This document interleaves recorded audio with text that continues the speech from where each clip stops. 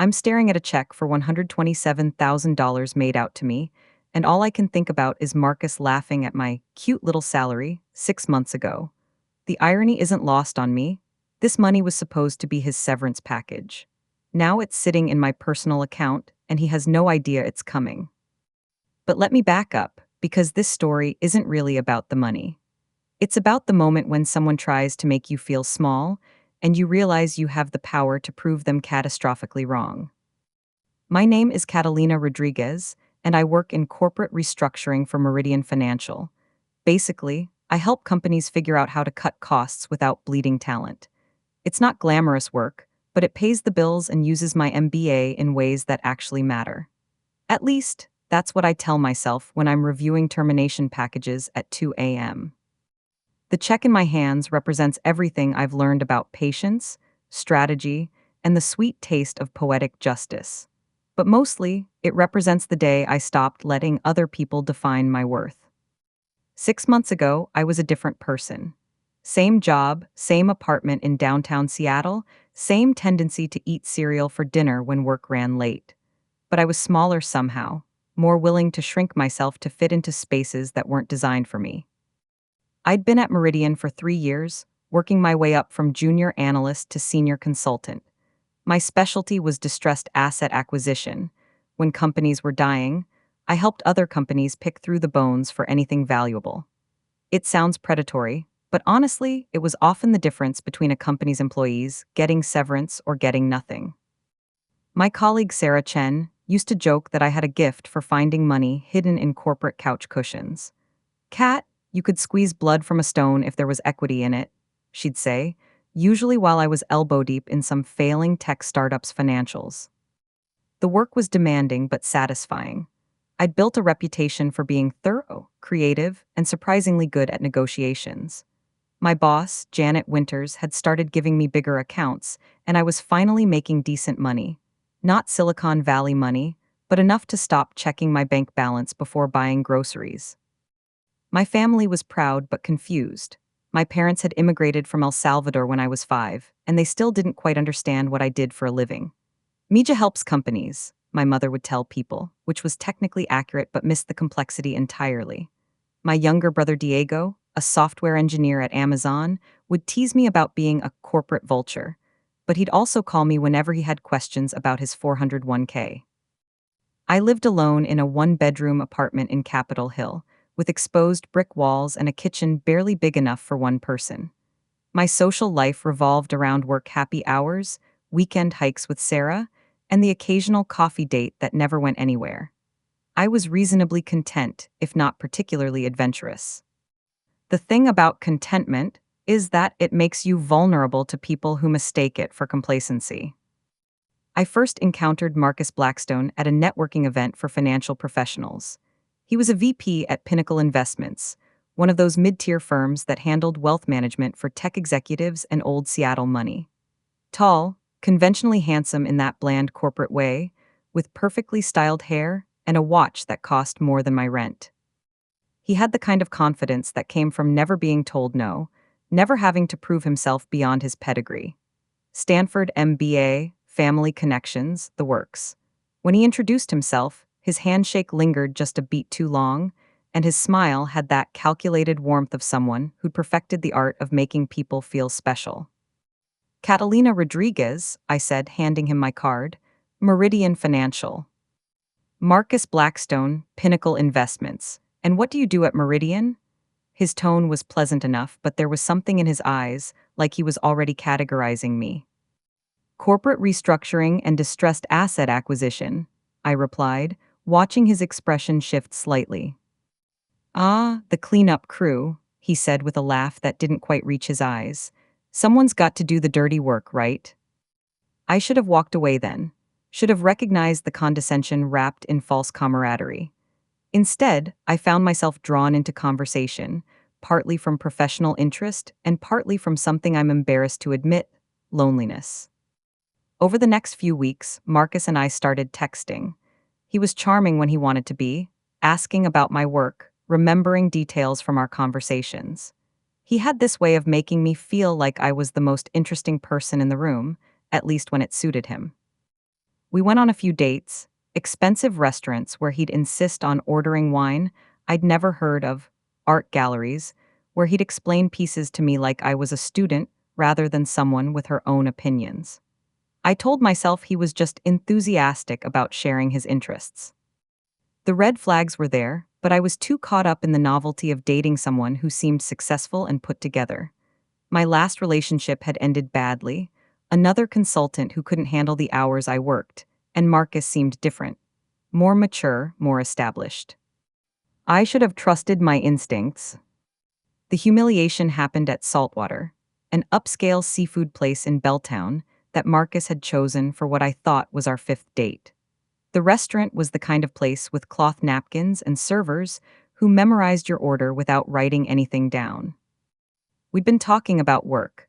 I'd mentioned a particularly complex restructuring deal I was working on for a failing biotech company. The job involved coordinating between three different investment groups and had taken weeks of 14-hour days to untangle. The shareholders are finally agreeing to the asset sale, I was saying, cutting into my halibut. It's going to save about 200 jobs and generate enough liquidity to pay down their debt. My commission alone will probably cover my student loans for the year. Marcus had been nodding along, but something in his expression shifted. Commission? How much are we talking about? I hesitated. Money talk always felt weird on dates, but he'd ask directly. This deal? Probably around 15,000 after taxes. He set down his fork and leaned back in his chair. 15,000 for how much work? 3 months of analysis, negotiation, due diligence. I started, but he was already shaking his head. Cat, he paused, and I could see him doing math in his head. That's adorable. The word hit me like cold water. What do you mean? I mean, I made more than that in commissions last week. One client, one portfolio adjustment. He picked up his wine glass, swirling the contents with studied casualness. I'm not trying to be mean, but 15,000 for 3 months of work, that's like, what, 5,000 a month before taxes? My face was burning. Around us, the restaurant continued its quiet hum of conversation and clinking silverware, but I felt exposed, like everyone could hear what was happening at our table. It's not just about this one deal, I said, trying to keep my voice steady. I have other projects, base salary. Right, he said, but his tone was patronizing. I'm sure you do fine for that kind of work. It's just funny, you know? I spend so much time with clients who are making real money, it's easy to forget that not everyone operates at that level. The phrase, that kind of work, echoed in my head. Like what I did was somehow less legitimate, less valuable than moving rich people's money around. My work saves jobs, I said quietly, real people's livelihoods. Marcus smiled, and it was the worst kind of smile, indulgent like he was humoring a child. Of course it does, and that's admirable, really. I just think you're probably undervaluing yourself. Maybe you should consider transitioning to wealth management. With your attention to detail, you could probably do well in an entry-level position. Entry-level, after 3 years at Meridian, an MBA from UW, and a track record of successful deals that had saved millions in assets and hundreds of jobs. I excused myself to go to the bathroom, partly to escape and partly because I thought I might throw up. In the mirror, my face looked splotchy, and my hands were shaking slightly as I tried to fix my lipstick. When I came back, Marcus was on his phone, speaking in that low, intense voice people use for business calls in restaurants. Telling you, David, it's a guaranteed return. My clients are seeing 18% annually. He held up one finger when he saw me approach, the universal gesture for wait. I stood there for a full minute, listening to him promise some invisible client extraordinary returns before he finally hung up. Sorry about that, he said, not sounding sorry at all. Emergency client situation, where were we? You were explaining how my job isn't real work, I said, sitting down with more force than necessary. He laughed, apparently oblivious to my tone. Come on, Kat, don't be sensitive. I'm trying to help you see the bigger picture. You're clearly smart. You could be making real money if you repositioned yourself. Real monies. Yeah, I mean, look around. He gestured at the restaurant, at his expensive watch, at the wine bottle that probably cost more than my electric bill. This is what success looks like. You can't tell me you wouldn't want this lifestyle. Something crystallized in that moment. Not anger, that would come later, but a kind of cold clarity. Marcus wasn't trying to help me. He was trying to diminish me, to make himself feel bigger by making me feel smaller. You're right, I said, and his face lit up like he'd won something. I should definitely reconsider my career choices. We finished dinner in relative quiet, with Marcus occasionally launching into stories about his biggest deals or most demanding clients. I nodded and smiled and let him pay for dinner, because I was already planning. By the time he dropped me off at my apartment, I knew exactly what I was going to do. Not the specifics, those would come later, but the general direction. Marcus Blackstone was about to learn that underestimating people has consequences. I just didn't know yet how expensive those consequences would be. The next morning, I did something I'd never done before. I researched Marcus Blackstone like he was a potential acquisition target. It started innocent enough, checking his LinkedIn, looking at Pinnacle Investments' public information. But my analytical mind, the one that could find hidden assets in corporate chaos, started seeing patterns.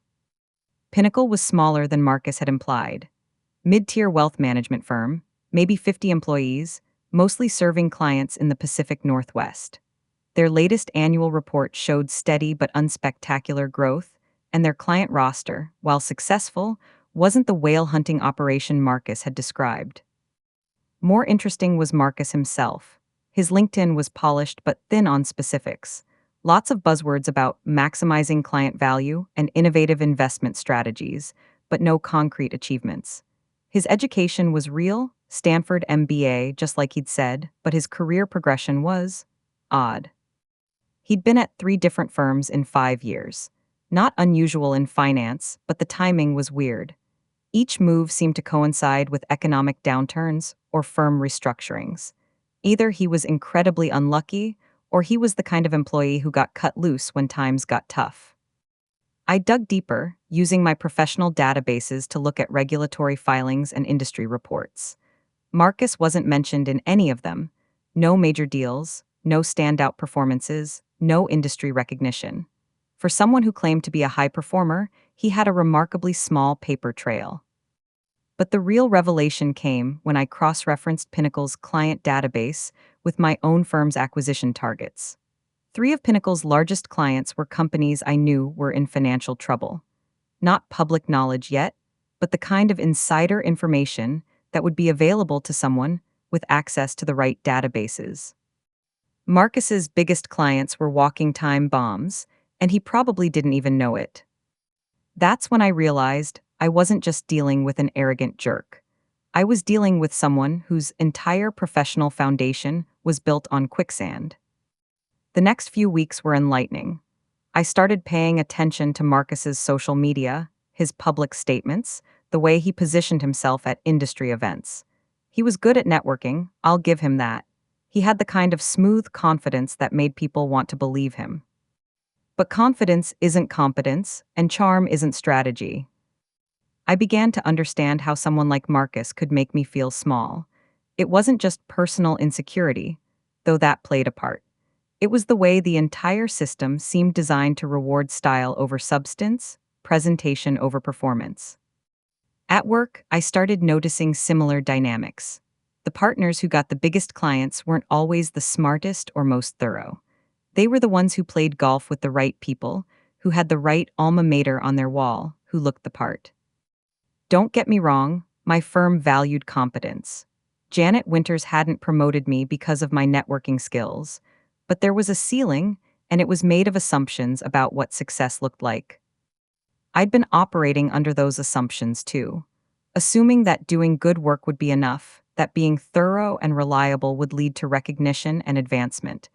It's not that those things didn't matter, they did, but they weren't sufficient. Marcus understood the game better than I did. He knew that perception could be more powerful than reality, at least in the short term. The problem was that reality has a way of catching up. 3 weeks after our disastrous dinner, I got assigned to a new case that would change everything. Janet called me into her office on a Tuesday morning. Kat, I've got something sensitive for you. Pinnacle Investments. My coffee mug stopped halfway to my mouth. Pinnacle. They're in trouble. Client withdrawals, regulatory scrutiny, cash flow problems. The usual death spiral for a mid-tier wealth management firm. Janet leaned back in her chair, studying my face. The partners want to sell, but they need someone to clean up the books first. Make sure potential buyers understand what they're actually purchasing. I set down my coffee, hoping my expression looked neutral. What's the timeline? 6 weeks for initial assessment, another 6 for full due diligence if we find a buyer. It's a big assignment, Kat. High visibility with the partners. You interested? Was I interested in conducting a forensic financial analysis of my ex-boyfriend's company? In having legitimate, professional reasons to examine every aspect of his business life? Absolutely, I said. Over the next 2 weeks, I immersed myself in Pinnacle's financials with the kind of focused intensity I usually reserved for my most complex cases. But this time, it was personal. What I found was worse than I'd expected. Pinnacle wasn't just in trouble, they were essentially insolvent. The partners had been cooking the books for years, hiding client losses behind creative accounting and overly optimistic asset valuations. When the market correction hit earlier that year, their house of cards started tumbling. Marcus, as it turned out, was one of their biggest liabilities. His client portfolio had consistently underperformed, but he'd been hiding losses by rolling bad investments into increasingly risky positions. Classic gambling behavior, doubling down instead of cutting losses. The regulatory scrutiny Janet had mentioned, that was focused specifically on Marcus's accounts. The SEC was investigating potential violations of fiduciary duty, and from what I could see in the documentation, they had a case. But the most interesting discovery came when I cross-referenced Marcus's client communications with Pinnacle's actual trading records. He'd been promising returns that were mathematically impossible given their actual positions. Not just optimistic projections, outright fabrications. His biggest client, a tech entrepreneur who'd sold his company for $30 million, thought his portfolio had grown to $42 million over the past 2 years. The actual value? $18 million and falling. When that client found out, and he would find out, Marcus wouldn't just lose his job. He'd likely face criminal charges. As I worked through the documentation, a plan began forming in my mind. Not revenge, exactly. More like justice. Marcus had tried to make me feel worthless, had dismissed my work as insignificant, but my work was about to reveal just how worthless his actually was. The beautiful part was that I wouldn't have to do anything unethical or illegal. I just had to be very, very good at my job.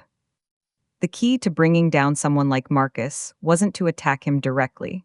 It was to let his own incompetence destroy him while positioning myself to benefit from the aftermath. My analysis of Pinnacle revealed that the firm had 3 potential paths forward: liquidation, acquisition, or restructuring. Liquidation would mean everyone loses their jobs, acquisition meant hoping someone would buy a damaged company, and restructuring meant cutting costs and rebuilding with new management. I recommended restructuring. In my report to Janet, I outlined a comprehensive plan that would save Pinnacle while eliminating their biggest liabilities. The firm had solid infrastructure and some genuinely talented advisors. They just needed to cut loose the dead weight and implement proper risk management. This is excellent work, Kat, Janet said, reviewing my preliminary findings. Have you identified which employees would be retained in a restructuring? I've created a performance matrix based on client retention, portfolio returns, and regulatory compliance, I replied, sliding a spreadsheet across her desk. The bottom quartile would need to be eliminated immediately. Marcus Blackstone was in the bottom 5%. But I didn't stop there. I made sure to document everything, every questionable trade, every misleading client communication, every regulatory red flag. Not to weaponize it, but to protect any potential buyer from future liability. Janet was impressed enough to bring me into client meetings. I found myself presenting to Pinnacle's partners, explaining exactly how badly they'd managed their business and what it would take to save it. The irony was delicious. Marcus's colleagues were learning about their company's problems from the woman he'd dismissed as not operating at their level. 2 weeks into the engagement, Marcus called me. Kat, it's Marcus, how are you? I was sitting in Pinnacle's conference room, surrounded by financial documents that proved he was terrible at his job. I'm well, how are you? Good, good. Listen, I heard through the grapevine that Meridian was working on something with my firm. Small world, right? Very small. I was wondering if we could grab coffee. There might be some ways I could help with your analysis, insider perspective and all that. The audacity was breathtaking. He was trying to use our past relationship to gain intelligence about my findings. That's thoughtful of you, Marcus, but I have to maintain professional boundaries, conflict of interest, and all that. There was a pause. Right, of course, professional, I just thought since we know each other. We do know each other, I said. That's exactly why I can't discuss the engagement with you. After I hung up, I sat in that conference room for a long time, thinking about power dynamics and professional respect. 6 months ago, Marcus had made me feel small by questioning the value of my work. Now my work was going to determine his professional future, and he was calling me for help. The next phase of my plan required patience and precision. I needed to make sure that when Pinnacle inevitably fired Marcus, they did it in a way that would maximize the consequences. I spent the following week building relationships with Pinnacle's remaining partners.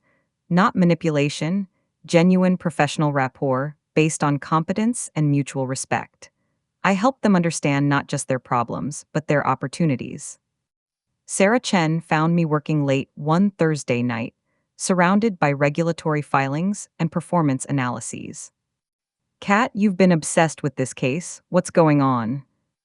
I looked up from my laptop, rubbing my eyes. It's complicated. Try me.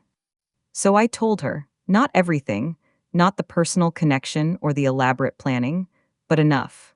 How Marcus had dismissed my work, how he'd made me feel insignificant, how I discovered he was actually incompetent at his job. Sarah listened without interrupting, then leaned back in her chair. Wow, so you're going to get him fired. I'm going to do my job, I said. If he gets fired, it's because he's bad at his job. Kat, Sarah's voice was careful. You know this is personal, right? This isn't just professional anymore. She was right, and I knew it. But I also knew that Marcus had earned whatever was coming to him. Not because he'd hurt my feelings, but because he'd been stealing from his clients and lying to regulators. Maybe it started personal, I admitted. But the numbers don't lie. He's cost his clients millions of dollars through negligence and misrepresentation. Even if I'd never met him, I'd recommend his termination. Sarah nodded slowly. Just be careful. Sometimes when we get too invested in outcomes, we lose perspective. I promised I would be careful, but I was already too deep to turn back. The breakthrough came the following Monday, when I discovered the full extent of Marcus's deception. Hidden in a subfolder of client communications, I found emails where he'd explicitly promised returns that violated SEC regulations. Not projections, guarantees. He'd guaranteed a client 25% annual returns on a portfolio that was 80% invested in speculative tech stocks. When the market turned, instead of cutting losses, he doubled down, using margin lending to hide the shortfall. It was securities fraud.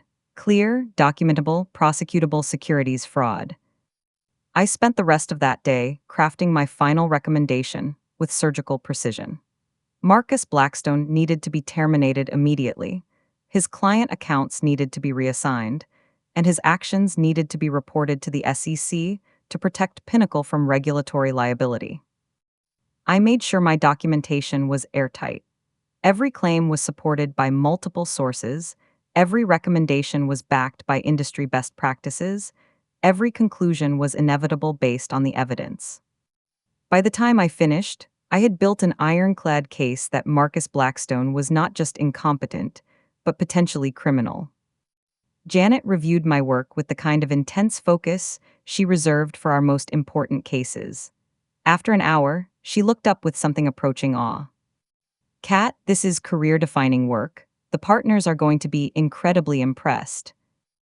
Thank you, I said, trying to keep the satisfaction out of my voice. There's just one thing I want to make sure you understand. When Pinnacle acts on these recommendations, it's going to destroy this Marcus person's career. Not just firing, this will follow him for the rest of his professional life. I met her gaze steadily. Good. Pinnacle's partners called an emergency meeting for Friday afternoon. I presented my findings in their main conference room, with charts and graphs that painted a stark picture of mismanagement and fraud. Marcus was called in halfway through the presentation.